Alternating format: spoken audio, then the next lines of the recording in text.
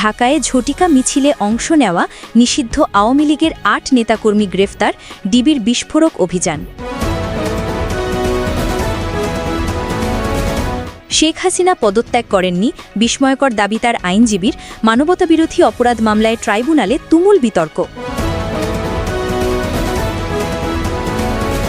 দেশে ফেরার সাহস পাচ্ছেন না তারেক রহমান, ভয়ঙ্কর তথ্য ফাঁস করলেন সেনাপ্রধান ওয়াক্কারুজ্জামান।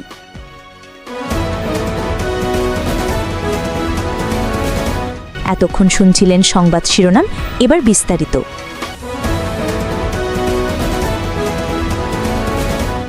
রোববার ২১ সেপ্টেম্বর ঢাকার আন্তর্জাতিক অপরাধ ট্রাইব্যুনাল ১-এ শুনানির সময় শেখ হাসিনার রাষ্ট্রনিযুক্ত আইনজীবী মোহাম্মদ আমির হোসেন বিস্ফোরক দাবি তুলেছেন।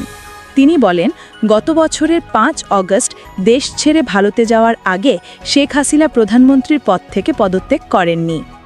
শুনানি চলছিল মানবতাবিরোধী অপরাধ মামলার। এতে জাতীয় নাগরিক পার্টির আহ্বায়ক নাহিদ ইসলাম ৪৭তম সাক্ষী হিসেবে ২ দিন ধরে সাক্ষ্য দিয়েছেন। তার দেওয়া জবানবন্দি সরাসরি প্রত্যাখ্যান করেন শেখ হাসিনার আইনজীবী। আইনজীবীর দাবি, ২০২৪ সালের ৩ অগস্ট সরকারের পতনে যে আন্দোলন হয়েছিল তার পিছনে ছিল দেশি বিদেশি শক্তির সক্রিয় মদদ। এই ষড়যন্ত্রের কারণেই পরবর্তীতে ডক্টর মোহাম্মদ ইউনূসকে অন্তর্বর্তীকালীন সরকারের প্রধান হওয়ার প্রস্তাব দেওয়া হয়। প্রসিকিউশন তখনই আপত্তি জানায়। তাদের বক্তব্য, এই মামলায় শুধুমাত্র অপরাধ সংক্রান্ত আলোচনার সুযোগ হয়েছে, রাজনৈতিক যুক্তি টেনে আনা সমীচীন নয়। কিন্তু শেখ হাসিনার আইনজীবী এক ধাপ এগিয়ে বলেন, জুলাই অগস্টের শেখ হাসিনা বা অন্য আসামিরা কোনো মানবতা বিরোধী অপরাধ ঘটাননি, বরং জনগণের জানমাল রক্ষায় তিনি সর্বোচ্চ চেষ্টা করেছিলেন। কোনো হেলিকপ্টার হামলার নির্দেশ দেননি, মারণাস্ত্র ব্যবহারেরও নির্দেশ দেননি। অন্যদিকে সাক্ষী নাহিদ ইসলাম তার অবস্থানে অটল থাকেন। তিনি জানান, ৫ অগস্টের হত্যাযজ্ঞ ও নির্যাতন সম্পর্কিত তথ্য তিনি আন্দোলনের শীর্ষ সমন্বয়ক হাসনাত সার্জিসের কাছ থেকে জেনেছেন। শুনানি চলে সকাল ১১টা থেকে দুপুর ১২:৩০ পর্যন্ত। এরপর প্রেস ব্রিফিংয়ে নাহিদ ইসলাম জানাত বিশকে বলেন, আমার বক্তব্য সত্য, আর সত্যের পক্ষে আমি শেষ পর্যন্ত লড়াই করব। মামলার এই অংশে এখনও উত্তেজনা তুঙ্গে। এক পক্ষ বলছে শেখ হাসিনার নির্দোষ, অন্য পক্ষ বলছে মানবতা বিরোধী অপরাধের দায় কোনোভাবেই এড়ানো যাবে না। অর্থাৎ আদালতের ভেতরে এখন চলছে আইন, যুক্তি ও পাল্টা যুক্তির তুল লড়াই।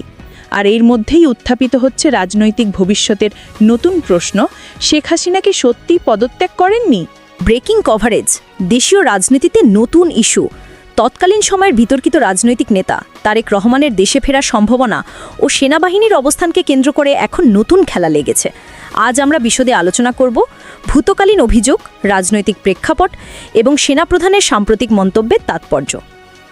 প্রথমেই একটা জিনিস স্পষ্ট করে বলা প্রয়োজন, এখানে আমি যা বলছি সবই রিপোর্ট, অভিযোগ এবং বিভিন্ন সূত্রের নানা বর্ণনার সংকলন। কিছু বিষয় নিয়ে বিভিন্ন সময়ে বিতর্ক ও মামলা হয়েছে, সেগুলোকে আমি আছে বলে উল্লেখ করছি, কিন্তু আদালত বা চূড়ান্ত কর্তৃপক্ষ যা বলেছে সেটির প্রতি শ্রদ্ধাশীল ভাষ্য রাখা আমার লক্ষ্য।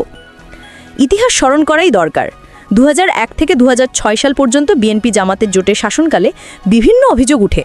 সেই সময় অনেকে বলেছিলেন দুর্নীতি, নিয়োগ পদ্ধতিতে অনিয়ম, সরকারি সম্পদের অনিয়মিত ব্যবহার ইত্যাদি ঘটেছে। ২০০৬ সালের পরে পরিস্থিতি পাল্টে যায়। ওই সময়ের অনেক নেতানেত্রী গ্রেফতার ও তদন্তের মুখোমুখি হন। বিশেষ করে তারেক রহমানের নাম বহুবার সমালোচনার কনটেক্সটে এসেছে। অভিযোগ ওঠে রাজনৈতিক ক্ষমতা বজায় রাখতে নানা প্রকার ষড়যন্ত্র ও অনিয়ম হয়েছে। আবার সমর্থকরা বলছেন এগুলো সবই রাজনৈতিক উদ্দেশ্য প্রণোদিত। আদালত ও তদন্ত সংস্থার কার্যক্রম এখানে সিদ্ধান্ত কেন্দ্রিক। সূত্র মতে, ক্ষমতা চলে গেলে তারেক রহমান কিছু সময় সেনাবাহিনীর নজরেও এসেছিলেন এবং পরে লন্ডনে অবস্থান নেন। গতানুগতিক রাজনীতির ধারায় তিনি দীর্ঘ সময় দেশের বাইরে ছিলেন। তবে গত বছর ৫ অগস্টের ঘটনার পর যখন বর্তমান পরিস্থিতি উত্তাল হয়েছে, গুঞ্জন ওঠে তিনি দেশে ফিরবেন, কিন্তু বৈধতা ও নিরাপত্তার নানা প্রশ্ন থেকে সে প্রত্যাবর্তন স্থগিত। সাম্প্রতিক খবর বলছে প্রতিকূল পরিস্থিতিতে তার দেশে ফিরে আসার ইচ্ছা আছে কিনা তাতে বাধা আছে বলে সামাজিক ও প্রশাসনিক নানা প্রশ্ন ওঠে। আর এই সব নিয়ে এখন সেনাপ্রধান স্পষ্ট মন্তব্য করেছেন। সেনাবাহিনীর পক্ষ থেকে বলা হয়েছে দেশে ফেরার সুযোগ আছে, কিন্তু দেশে পা রাখার পর তাকে কিভাবে আচরণ করতে হবে সেটি নিয়ন্ত্রণ বা নির্ণয় সেনাবাহিনী করবে, এমনই বক্তব্য উঠে এসেছে। সেনাপ্রধানের ভাষ্য ছিল স্পষ্ট, আমরা কারো পুতুল নই, কোনো কিছুর জন্য চাপলে বা আইন শৃঙ্খলা নষ্ট হলে আমরা অবস্থান নেব। তিনি আরও বলেছেন, যদি কোনো ব্যক্তি দেশে ফিরে এসে সাম্প্রদায়িকতা, সহিংসতা বা আইনের পরিধি লঙ্ঘন করে রাজনৈতিক কর্মকাণ্ড চালাতে যান, তাহলে সেনাবাহিনীর দৃষ্টিতে সেটি গ্রহণযোগ্য হবে না। এখন ভাবুন, সেনাপ্রধান যখন এমন সতর্কতা দেন, সেটি একদম সাধারণ বিবৃতি নয়, এটি একটি রাজনৈতিক সংকেত বটে। সামরিক নেতৃত্বের এমন মন্তব্য রাজনৈতিক অঙ্গনে উদ্বেগ তৈরি করে, কেননা এটি বলে দেয় যে ফিরে আসা নেতাদের কার্যকলাপ প্রশাসন ও নিরাপত্তা সংস্থার নজরদারির অধীন হতে পারে। এখানে কয়েকটা কেয়ারফুল পয়েন্ট তুলে দেওয়া জরুরি। 1. বিদেশে থাকা ও দেশে ফিরলে আইনি পরোয়ানা রয়েছে কিনা, আদালত কি নির্দেশ দিয়েছে, এইসব আইনি প্রশ্নের উত্তর অপেক্ষা করছে। 2. যদি গ্রেফতারি পরোয়ানা সামান্য হয়, আদালত প্রক্রিয়া অনুসরণ হবে, তাহলে সিদ্ধান্ত স্পষ্ট হবে। 3. নিরাপত্তা সংস্থার নির্দেশ ও নিয়ন্ত্রণ কোন পরিমাণে প্রয়োগ হবে, এটি একটি প্রশাসনিক সিদ্ধান্ত। অন্যদিকে রাজনৈতিক বিশ্লেষকরা বলছেন, তারেক রহমানের দেশে ফেরার সম্ভাবনা বিভিন্ন রাজনৈতিক প্রভাবকে পরিবর্তন করতে পারে। সমর্থকরা তাকে জান্নাত বানিয়ে রাখেন, সমালোচকরা তাকে কট্টরভাবে প্রত্যাখ্যান করেন। যদি তিনি দেশে ফিরে স্বতন্ত্র রাজনৈতিক কার্যকলাপ শুরু করেন, তাহলে রাজনীতির মঞ্চে বদল আসা স্বাভাবিক, কিন্তু তা হবে কি শান্তিপূর্ণভাবে নাকি উত্তেজনার সংঘর্ষের মধ্যে দিয়ে, সেটাই সময় বলবে। আমরা দেখতে পাচ্ছি গত কয়েক সপ্তাহে ডিপ্লোম্যাটিক মিথস্ক্রিয়া ও প্রশাসনিক যোগাযোগ চলছে। রিপোর্ট আছে যে উচ্চ পর্যায়ের বৈঠক হয়েছে, কিছুজন মধ্যস্থতাকারীর সঙ্গে আলাপ হয়েছে, কিন্তু এখনও চূড়ান্ত সিগন্যাল মেলেনি তারেকের পক্ষ থেকে। তিনি নিজে কখন দেশে পা রাখবেন সেটা স্পষ্ট করেননি, আর এই অনিশ্চয়তায় নিজেই অযোগ্য জলবায়ু গড়ে তুলছে। এখন প্রশ্ন, সেনাবাহিনী কি আসলে ফিরে আসা ব্যক্তিকে ক্লিয়ারেন্স বা অনুমতি দেবে? এখানে স্মরণীয় যে সেনাবাহিনী কোনো দিনই নাগরিকদের রাজনৈতিক অধিকার সম্পূর্ণভাবে কেড়ে নেয়নি, তবে আইন শৃঙ্খলা ও জাতীয় নিরাপত্তা রক্ষার আওতায় তারা পদক্ষেপ নিতে পারে, যা কখনো কখনো বিতর্কিত প্রতিক্রিয়া ডেকে আনতে পারে। রাজনৈতিক দলগুলোর প্রতিক্রিয়া মিশ্র। একপাশে কিছু দল বলছে দেশে কারোর ফিরতে বাধা দেওয়া উচিত নয়, আইনি প্রক্রিয়া আছে, আদালত আছে। অন্যদিকে কিছু পক্ষ বলছে যদি তার উপর গুরুতর অভিযোগ রয়েছে, তাকে আইনের আওতায় এনে বিচার করব। এই দ্বৈরথ্যই এখন রাজনৈতিক পর্যবেক্ষকদের মাথা ব্যথা বাড়াচ্ছে। আন্তর্জাতিক প্রেক্ষাপটও গুরুত্বপূর্ণ। যখন কোনো রাজনৈতিক নেতা দীর্ঘকাল বিদেশে থাকে, তার ফেরার প্রশ্ন কূটনৈতিক পর্যায়ে নিয়ন্ত্রিত হতে পারে। অনেক সময় বিদেশি সরকারও নিরাপত্তা ও আইনি বিচারে সমন্বয় করে, তাই কূটনৈতিক দিক থেকেও এটি সংবেদনশীল। শেষ পর্যালোচনায় বলা যায়, সেনাপ্রধানের মন্তব্য রাজনৈতিক নেতাদের মনে স্পষ্ট সতর্কবাণী প্রেরণ করেছে, কিন্তু বাস্তবে কি হবে সেই সিদ্ধান্তের নিয়ন্ত্রণ আদালত, প্রশাসন ও রাজনৈতিক চ্যানেলের মধ্যে দিয়ে হবে। জনগণের ভয়ও আশা দুই রয়েছে।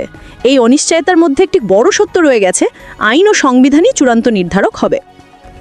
সংক্ষেপে, তারেক রহমান দেশে ফিরে আসতে পারেন আইনি বাধা না থাকলে, কিন্তু তার কর্মকাণ্ড ও রাজনৈতিক অংশগ্রহণকে কেন্দ্র করে সেনাবাহিনী ও আইন শৃঙ্খলা সংস্থার নজরদারিও সিদ্ধান্ত নেবে। এই পরিস্থিতি রাজনীতিকে উত্তেজনাপূর্ণ রেখেছে, আর দেশের ভবিষ্যৎ কড়া নজরে রয়েছে। আরও লাইভ আপডেটের জন্য সঙ্গে থাকুন। আমরা আদালত, প্রশাসন ও রাজনৈতিক অঙ্গনের প্রতিটি প্রতিক্রিয়া পর্যবেক্ষণ করে আপনাদের জানিয়ে দেব।